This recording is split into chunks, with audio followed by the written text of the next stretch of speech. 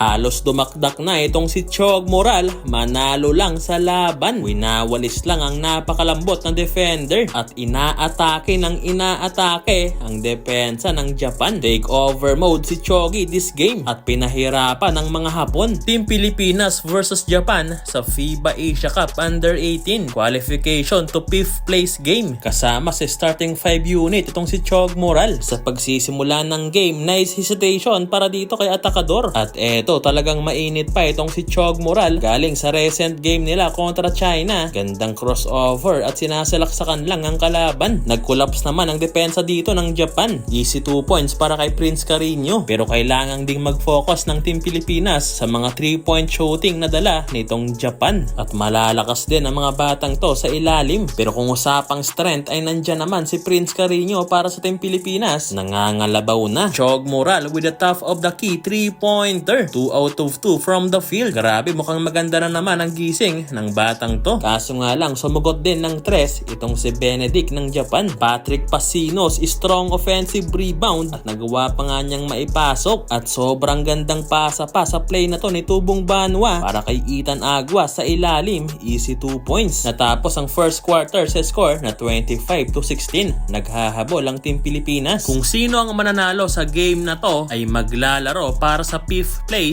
ng FIBA Asia Cup. Pero ang bad news mga boss ay hindi na qualified ang Team Pilipinas sa FIBA World Cup na gaganapin sa 2027 dahil 4 lang na teams ang manggagaling sa Asia. At kahit manalo o matalo sa game na to ang Team Pilipinas ay malabo na talaga silang makakatongtong sa top 4 teams. So second frame tayo mga boss. Talagang maaasahan sa second chance itong si Patrick Pasinos. Nakaisa na naman sa ilalim at nagkamali pa itong Japan at nag-convert pa sa easy 2 points ni George Green. Baba na lang sa 5 ang hinahabol ng Team Pilipinas. George Green, nice cut with the easy layup. So far sobrang gandang play ang ginagawa nitong ating mga pambato. Pero nakaganti naman itong si Kaiman Shinioka ng Japan. Pinagpag lang ang depensa ni Atakador at napastare down matapos supalpalin si George Green. To the rest back naman at ginante ni Elias Gish. Sayang itong 2 attempt ni Chog Moral sa ilalim, walang pumasok. Ngunit bumawi din naman si Chog Moral sa play na to.